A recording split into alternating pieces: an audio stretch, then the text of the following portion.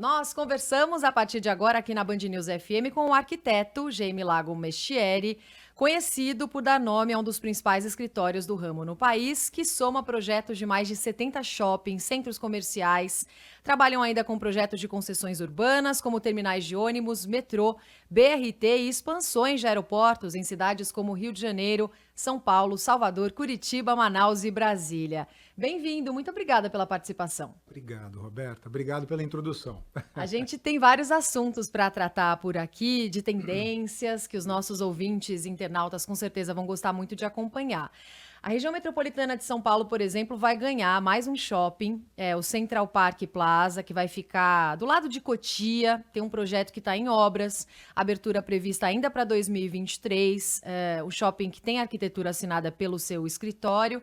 Queria que você falasse um pouquinho sobre o projeto, mas principalmente de tendências para projetos de shoppings recentes aqui no país. O que mudou nos últimos anos? Roberta, eu acho que o legal aqui é assim, a gente começa sempre todo o desenho, por maior que seja, a gente faz para quem? Para as pessoinhas que estão interagindo lá dentro. Então, shopping center, a gente está com 3 tipos de pessoas que eu preciso considerar. Primeiro, quem vai construir o shopping, o meu empreendedor. Essa pessoa, antes de mais nada, tem que ter resultado. Outra pessoa que está lá, o lojista, o pequeno empreendedor, o franqueado, a rede, quem vai estar lá tem que criar um organismo interessante para a comunidade. E, por fim, é lógico, o usuário.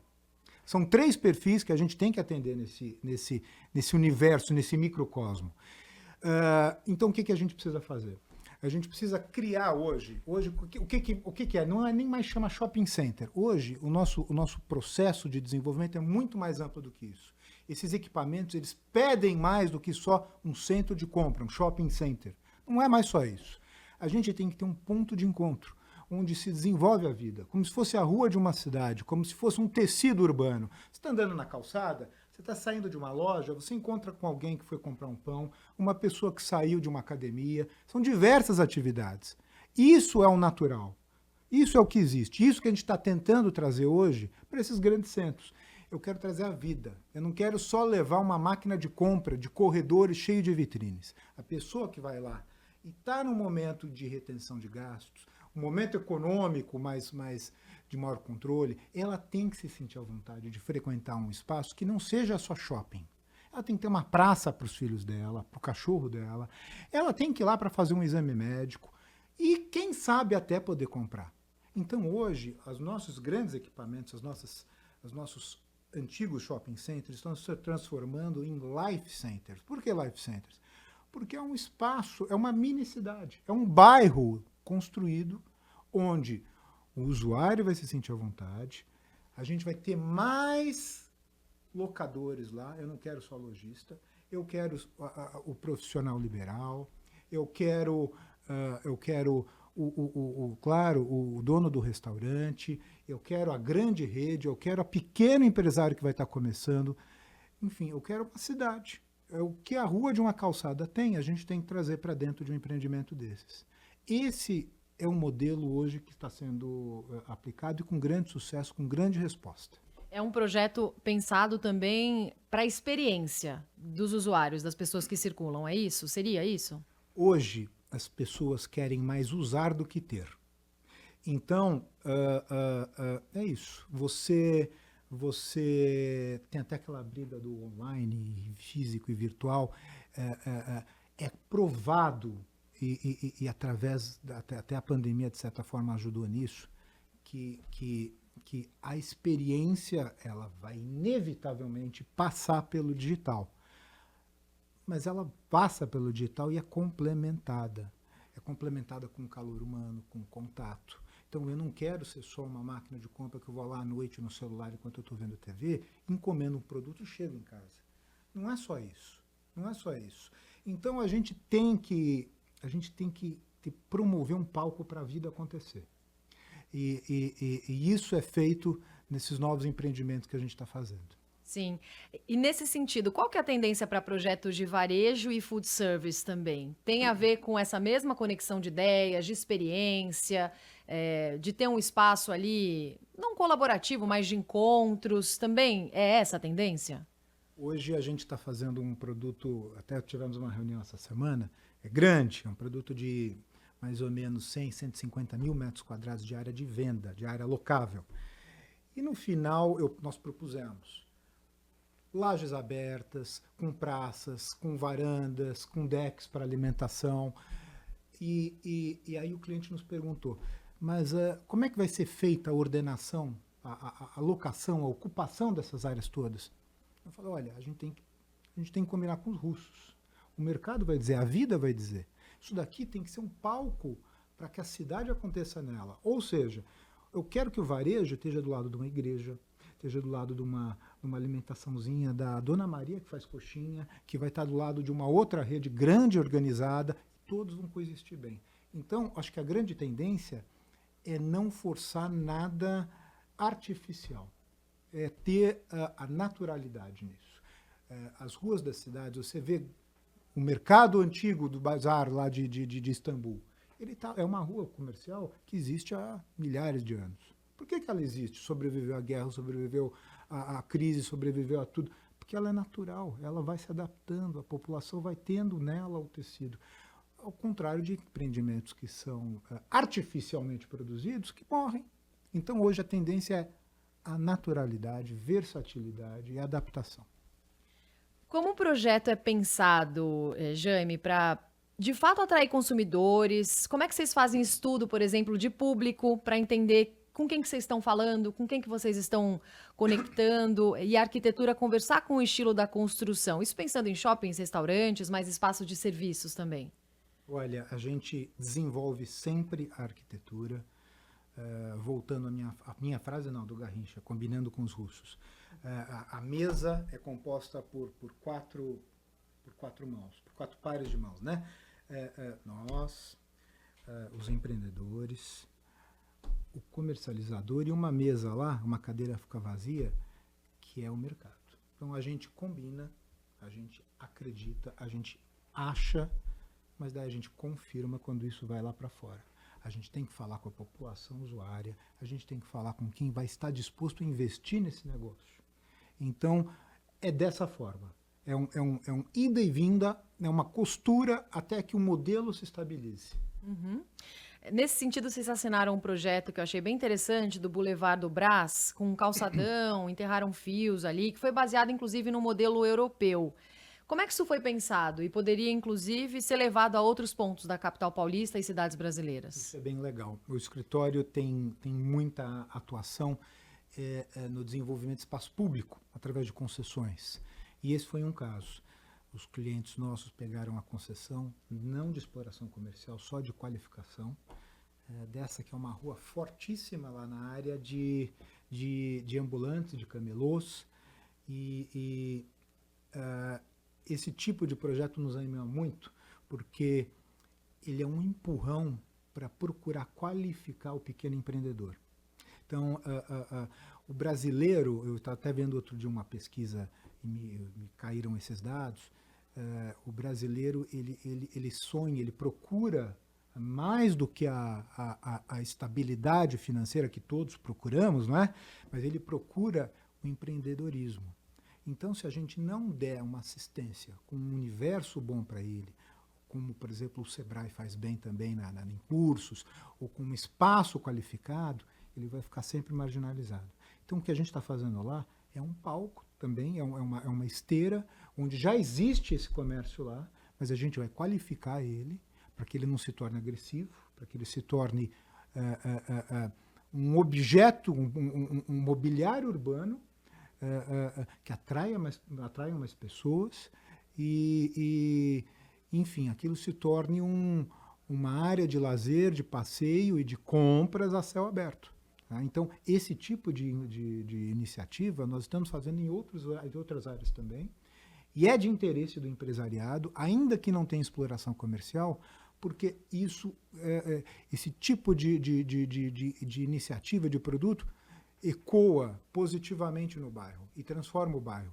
E quem tem olhos para enxergar isso vai colher esses frutos com essa boa iniciativa.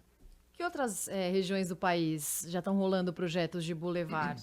Assim, e quais os efeitos que dá para sentir nesses locais? Temos iniciativas, olha, por exemplo, eu estou fazendo para outro grupo, cliente nosso, 15 terminais de metrô e ônibus aqui na cidade de São Paulo, tá? E a gente está estudando as áreas que já são existentes de varejo desses 15, seja a linha vermelha e a linha azul, qualificando essas áreas para o comércio de plataforma, o comércio do dia a dia que já existe, e depois para subir empreendimentos complementares em cima da plataforma. Ou seja, a gente está criando, nossa iniciativa é isso, é criar um mini universo, como se fosse aqueles aquários de formiga que você vê lá no vidro, as formiguinhas todas trabalhando na vertical. Você cria um ecossistema e aproveita mais a cidade com isso. Então, terminais de metrô estamos fazendo isso, está tendo uma receptividade boa, mais de 2.200 lojas. Temos diversas dessas calçadões sendo produzidos em Porto Alegre, em Itapevi, em Luiz Eduardo e no centro-oeste de São Paulo também, onde o empresário enxerga o potencial de enriquecimento da cidade com a implantação de equipamento para todos, não lucra com isso, mas ele entende que vai gerar uma valorização que ele vai se beneficiar.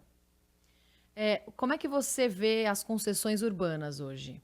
O trabalho com as concessões urbanas? São importantíssimas. Eu acredito que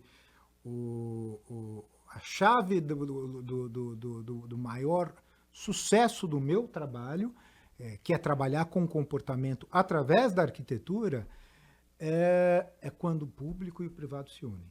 Quando o público e o privado se unem. Cada um desempenhando o seu papel, né? Então, eu posso dizer que grandes exemplos desses nós fizemos e continuamos a fazer, onde o empresariado sugere uma benfeitoria, isso vai ter todo o seu trâmite correto de licitação, de concurso, disso tudo, e quem licitar vai construir dentro de parâmetros já estabelecidos pela prefeitura. Então, a prefeitura ganha um equipamento e esse equipamento é reversível para ela no final da exploração, e o empresariado também consegue fazer usufruto disso. Então, e com isso a gente tem, por exemplo, a Feira da Madrugada que nós fizemos. A gente está com um produto desse agora também aqui para eventos na área central de São Paulo. E também no Sul, em Porto Alegre, a gente trabalha muito com concessão, sobretudo em estações que sejam entroncamentos de transporte, como metrô e ônibus. Hotéis. O que está por trás do projeto de um hotel? Como é que é desenhado e pensado para provocar toda aquela experiência, dependendo muito do estilo, né, que esse hotel quer alcançar, do cliente que ele quer alcançar? Eu dou um passo atrás. Eu olho o comportamento, que é o seguinte: o hotel, antes de ser hotel, é um espaço de moradia temporária. Então, o que acontece? Uma boa iniciativa que a gente está fazendo, complementando os dois papos que a gente teve. Eu estou trabalhando muito com multifamily. Multifamily são torres para locação a médio e longo prazo, em cima de estações de metrô. Então, o que acontece? O usuário, ele vai ter o transporte resolvido, eu vou ter otimização do espaço, e essa multifamily tem tomado muito o lugar da residência permanente, da compra de uma residência permanente, né? Hoje a população está cada vez menos querendo, como eu disse, comprar e usar, ela está cada vez menos querendo ter um carro ou até imobilizar o dinheiro dela toda numa casa. O carro não tem, ela vai pegar um transporte coletivo, ou então um Uber ou algo similar. A casa está cada vez mais migrando também para o multifamily, que está fechando a conta. O multifamily oferece vantagens, como, por exemplo, contas todas reunidas, pagas num único boleto, serviços de limpeza e tudo mais, a preços acessíveis. Então, o hotel, indo um pouco atrás, ele está vindo, você tem equipamentos novos para soluções de locação a curto prazo, de um dia para o outro, que pode ser um quarto, como é o convencional hotel, ou pode ser um apartamento de 400 metros quadrados. E isso está entrando muito, as pessoas estão revisitando.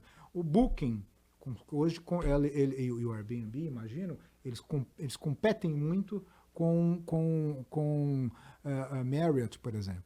Então, a solução da moradia temporária, ela está cada vez mais alinhada com o novo comportamento da população. Seja a população de alto padrão, seja a população com um modelo mais econômico. A gente vê uma tendência que você já comentou um pouco por espaços multiuso, que podem reunir varejo, serviço, saúde, corporativo, residências. Por que essa tendência?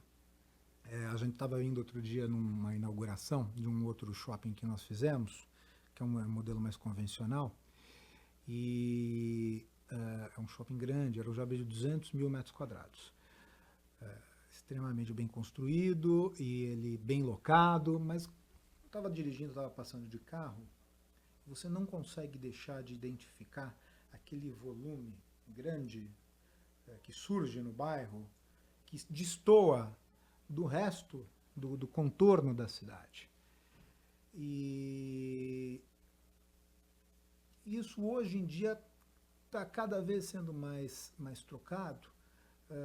E se a gente, ao invés de esperar 30 mil usuários ocuparem esse terreno e gastar de uma vez 500 milhões, se a gente começar a ocupá-lo com 10 mil metros quadrados aqui, com uma rua e um parquezinho, daí vai indo bem aqui, vamos duplicando, vamos aumentando, vamos crescendo organicamente. E se? Esse se que é o que está acontecendo. A gente não quer empurrar a carruagem para frente dos cavalos, e isso ajuda muito para o empreendedor. Eu vou minimizando, reduzindo o lucro, a exposição de risco que ele vai ter, e a gente vai tendo um modelo econômico mais natural.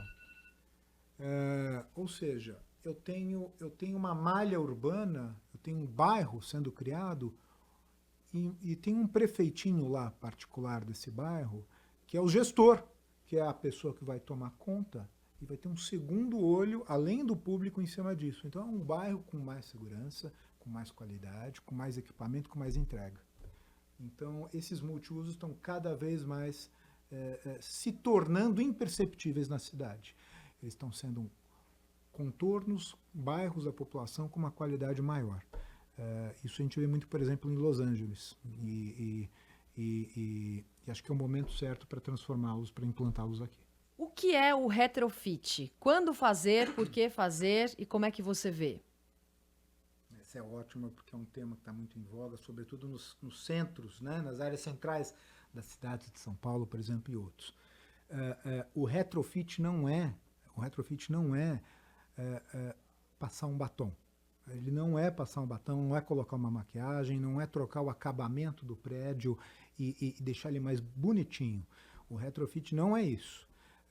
Se fosse isso, teria dado certo vários exemplos que nós todos sabemos que naufragam. O retrofit é atualizar aquele produto, é aquele equipamento. Eu posso mudar o uso dele, eu posso pegar um prédio que seja corporativo anteriormente e ter essa mentalidade multiuso nele, o que eu posso fazer para funcionar, eu posso viabilizar locações menores. O retrofit não é só arquitetônico, retrofit tem que ser também econômico. Eu tenho que adequar aquele equipamento, não está sendo locado, não tem gente querendo comprar aquilo lá, por quê? É caro, vamos resolver o problema econômico. O transporte aqui é ruim, vamos dar uma condição de transporte. Arquitetura, precisa autorizar, tá bom, isso a gente faz manutenção, mas o retrofit é adaptar o produto inteiro para quem precisa estar naquela área. Tem a área central, que todo mundo sabe, é uma conversa já bem malhada. A área central tem toda a infraestrutura, porque ninguém vai lá, temos que habilitar, viva Procentro. Por que então não tem? Por que hoje está vazio? Por quê? A gente tem que pegar esse discurso teórico e levar lá para a calçada e entender por quê. Então, vocês tem que revitalizar o centro. Então, por que você não vai para lá? Não pega o seu escritório e vai para lá.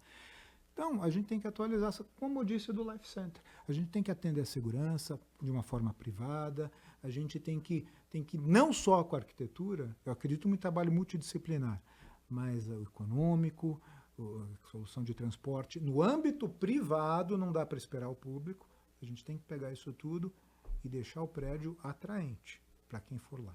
E isso, eu acho que são iniciativas que agora estão sendo vistas, o poder público dá apoio, e finalmente perceberam que retrofit não é passar o batom. Para quem está assistindo a gente, Jaime, dá para falar de tendências para residências Claro. bem atuais? Claro, o escritório também é muito buscado por investidores, para o setor residencial. A gente hoje deve ter entre vilas e condomínios de alto padrão e médio padrão, a gente deve ter cerca de 35, 37 residências em produção. E eu acho que a gente se beneficia muito desse papo que a gente teve até agora, do comportamento, do foco no cliente, no investidor. A gente se beneficia muito disso na hora do nosso pensamento da residência, né? Nós fugimos do pensamento de que a residência deve ser um conjunto de acabamentos. Para mim, o nosso escritório pensa muito em trabalhar mais cenografia do que em arquitetura de revestimentos. Se eu passo hoje num condomínio qualificado desses de alto padrão no interior, são lindas as casas, mas qual é o problema delas, na minha leitura? Você passa em 10, você já mistura. Você não lembra qual que era qual. Porque são 10 lindas, mas elas não têm DNA. Elas não têm DNA.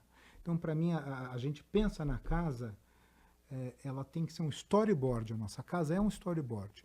É uma colcha de retalhos de vários momentos. Imagina que você vai passeando na casa, você desenha um storyboard, para quem não sabe, storyboard é um desenho, um trecho da sala, onde você imagina uma cena que vai acontecer lá. O meu filho gosta de brincar lá naquele canto, enquanto eu fico aqui, meu marido lá gosta de tomar alguma coisa.